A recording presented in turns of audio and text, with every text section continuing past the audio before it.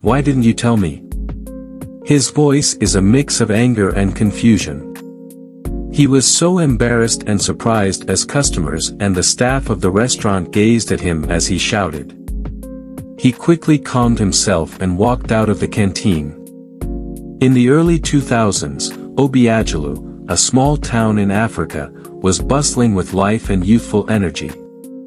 It is a town where every person strives to excel in one area or the other, just to prove that one is better off in a particular discipline of craft or trade.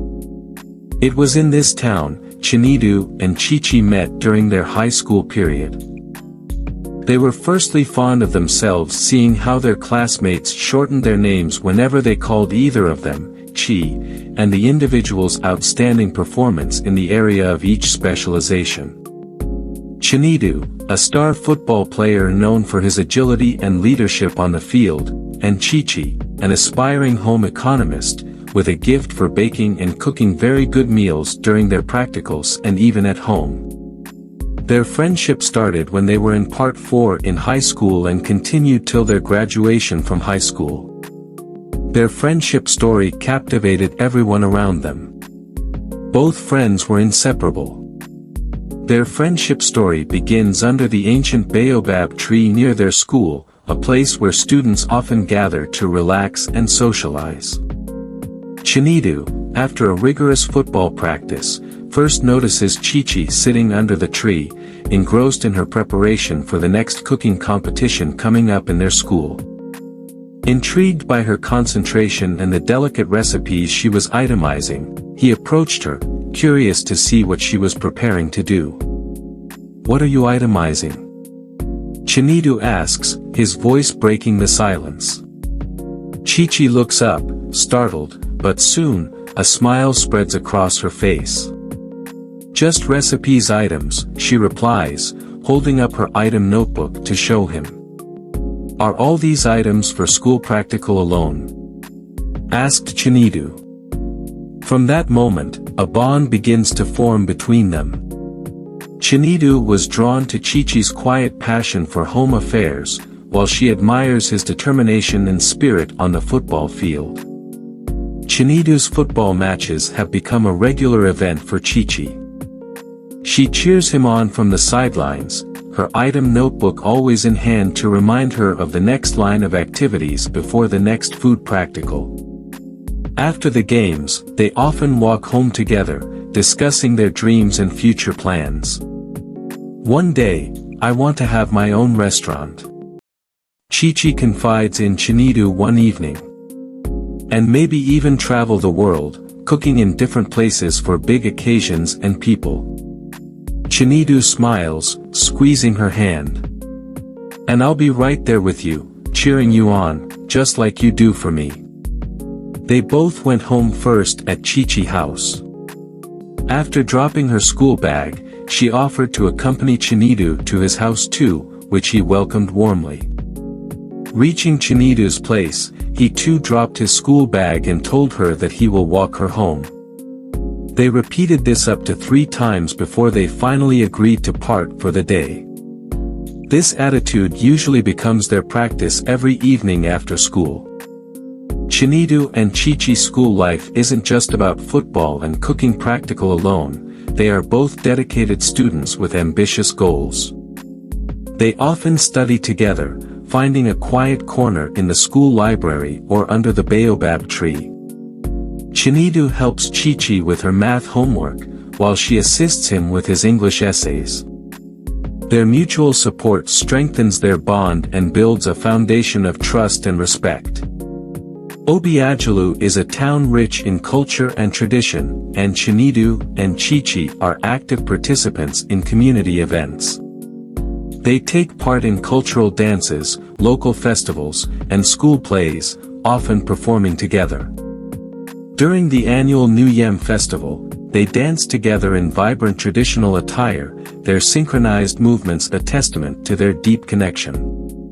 Under the baobab tree, which has become their special place, they share whispered promises of eternal love. They carve their initials into the tree's bark, a symbol of their unbreakable bond. They dreamt of a future where they will always be together, no matter what life throws at them. I promise I'll always be by your side, no matter where life takes us, Chinedu vows, looking into Chichi's eyes. And I promise to never stop believing in us, Chichi replies, her voice filled with emotion. The period of examination is always a dedication time. During this period, Chinedu and Chichi were not as close as before, each facing her studies well, remembering the promise they both promised each other that their relationship will not hinder their schoolwork and their pursuit in life. Exams came and went and everyone was waiting for the graduation day and their departure. On their graduation day, Chichi was chosen to be the leader and the coordinator of the cooking group. Chinedu, on the other hand, was the captain of the outgoing students team facing the school team in the competition. The outgoing students were celebrated as they won the match. It was on the day of graduation that the reality began to set in. Chinedu receives a scholarship to study engineering abroad, for his performance in the final year examination and being a skillful footballer, an opportunity he cannot pass up. Chichi, on the other hand, decides to stay in Obiajalu to help her ailing mother and pursue her catering service locally. Their last days together are bittersweet. They spend as much time as possible under the baobab tree and in visiting and helping each other, trying to make the most of their remaining moments.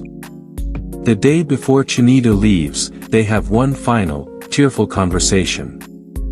I'll write to you every day, Chinedu promises, holding Chichi close. We'll make this work. Our love is stronger than the distance. Chichi nods, tears streaming down her face. I believe in us, Chinedu. No matter how far apart we are, you'll always be in my heart. With heavy hearts, they parted ways, each carrying the memory of their high school romance and the dreams they once shared. Though distance and time separate them, the love they nurtured under the baobab tree remains a powerful and enduring force in their lives. Arriving in the bustling city of New York, Chinedu was swept up in the excitement and challenges of university life. He enrolled in a prestigious engineering program, determined to make the most of the opportunity. The campus was vibrant, filled with students from all over the world. Chinedu quickly adapted, enjoying the diversity and freedom that came with studying abroad. His dedication to his studies paid off. Chinedu excelled in his classes, impressing both his professors and peers with his intelligence and work ethic. He embraced the social scene as well, attending parties and making new friends. Among his circle were several white girls who found his accent charming and his demeanor intriguing. Gradually, the memories of Chichi in their small town, Obiajalu, began to fade as he immersed himself in his new life. By the time he graduated as a qualified building engineer, Chinedu had nearly forgotten the love he once shared with Chichi. He had a promising career ahead of him and a world of opportunities at his feet. Back in Obiajalu, life took a different turn for Chichi. Shortly after Chinedu's departure, she discovered she was pregnant. Shocked and scared, she decided to keep the baby, a decision driven by the love she still held for Chinedu. The news was not well received in their conservative town. Chichi faced judgment and scorn from her community, but she stood firm, determined to raise her child with or without support. The pregnancy was challenging. Chichi endured morning sickness, fatigue, and the emotional toll of being a single, unwed mother in a small town. Her family was supportive, but the stigma was hard to bear. She worked tirelessly, taking on multiple jobs to provide for herself and her unborn child. People do mock her about where the pregnancy came from. She endured all that and faced the challenges all alone without informing Chinedu since she did not know how to reach him. Not quite long after Chinedu arrived at New York, the first letter he sent home was to ask his parents how the situation there was and to help him give another letter to Chichi. Chichi wept sore. Chinedu's parents included in their reply that Chichi was with a child of whom only God knew who the father was. The information hit Chinedu like a falling rock at first, but with time he forgot all about Chichi and the love they both shared. When her son, Obi, was born, Chichi found a renewed sense of purpose. Though the early years were tough, she poured all her love and energy into raising him. Obi grew up knowing his mother's strength and resilience, even if he didn't know much about his father. As Obi grew, Chichi bestowed all the love he had for Chinedu on him since he looked almost like his father. Her parents troubled her to look for another good man who will marry her and her son since Chinedu was nowhere nearer. Chichi decided against this, hoping that one day Chinedu will come back for her. She used to go to the baobab tree where both of them spent most of their love life. She used to say to the tree, "This is where I started my love with Chinedu, and if truly he meant all he told me here, then, you baobab tree, bring him back to me safe and healthy." Obi asked her one evening when she took him along to the baobab tree, "Why are you saying those words to that tree?" Chichi said she was talking to his father. Obi asked her again with surprise, "Is that tree my father?" Chichi replied, "No, but the spirit of your father is there and he used to hear whenever I'm talking like that." 9 years passed. Chinedu's life in America took an unexpected turn. His marriage to an American woman fell apart, leading to a series of unfortunate events that culminated in his deportation back to Nigeria. Disgraced and disheartened, Chinedu returned to Obiajalu, a place he had not thought of in years. The small town had changed little, but for Chinedu, it felt like a different world. He struggled to find his footing, facing the reality of starting over in a place that felt both familiar and foreign. After 2 weeks of his return, he took a stroll out one evening and went to Baobab Tree where he saw the name he and Chichi carved on the back of the Baobab tree. Though not all were visible again, he could still see it. His thoughts wandered to Chichi, the girl he had left behind. She must have left the town for a long time after that useless pregnancy she got. He concluded in his heart. After returning back home that evening, his mind always thought about Chichi. The following morning, he asked if her mum knew or heard anything about his high school friend Chichi. His mum told him that she only heard some times ago, not very long from his departure, that she heard something like, Chinedu's school friend was with a child. Since then she has not heard anything about her and the pregnancy. Hearing about the pregnancy again, Chinedu's countenance changed. Who could have impregnated her? He soliloquized. He tried to forget everything about her, but he couldn't just do that. The third day, he decided to visit Chichi's place, but the house was deserted, locked and keyed. He made some inquiries, but no one gave him the needed answer. He went back home frustrated and confused more. What could have happened that made them locked up their house and no one seems to know anything about where they went? He accepted his fate for the time being.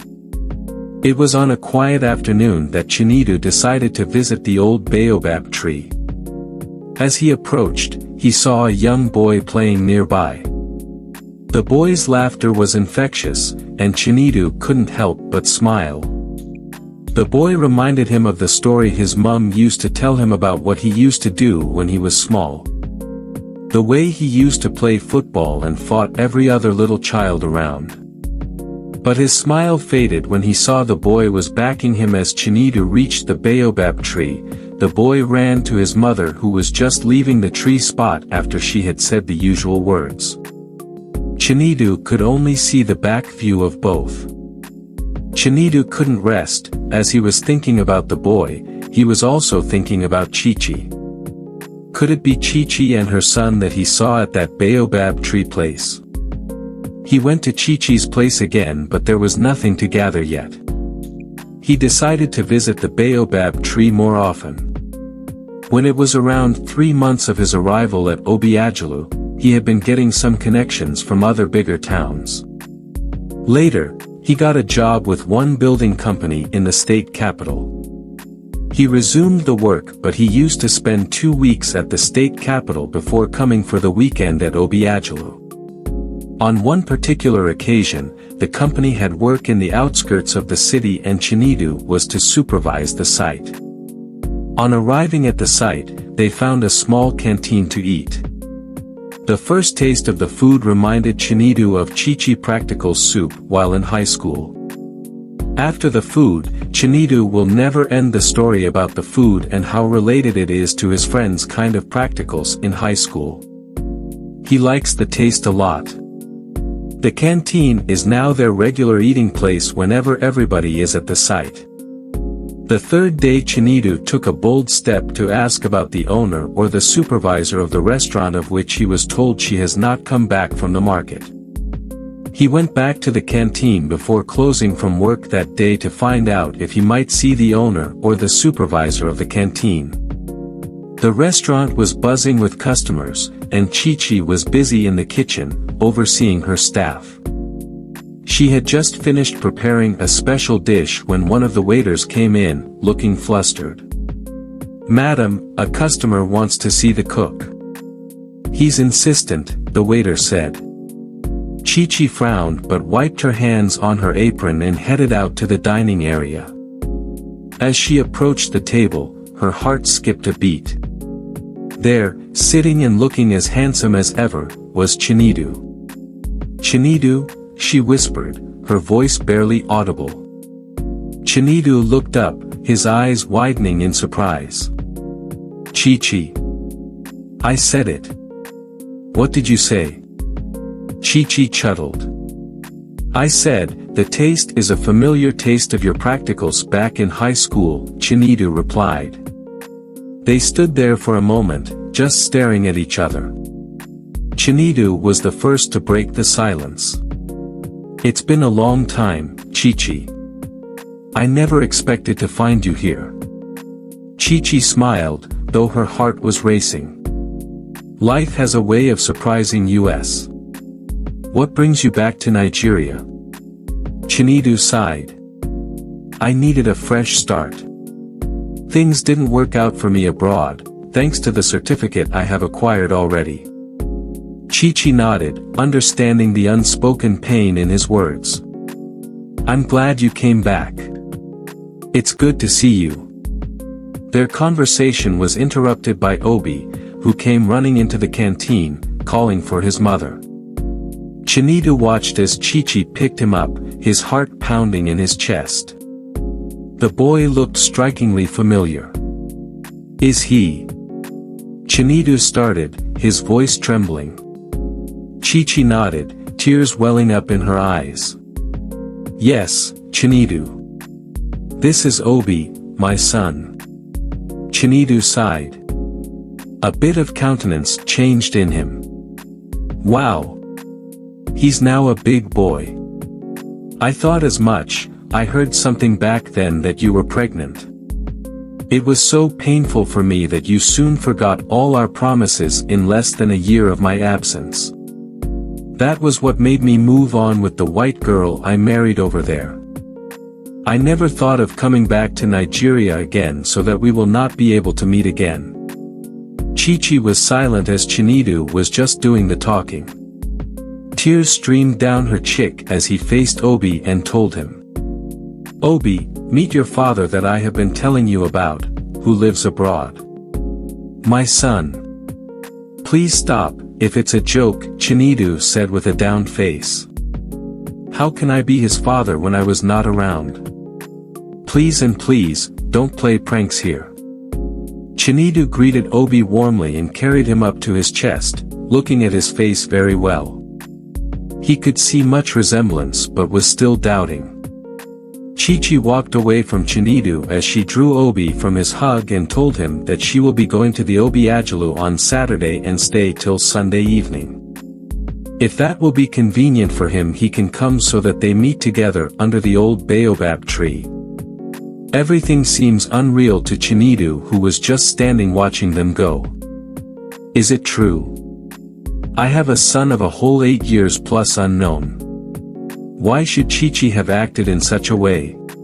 Why can't she even mention it to his parents?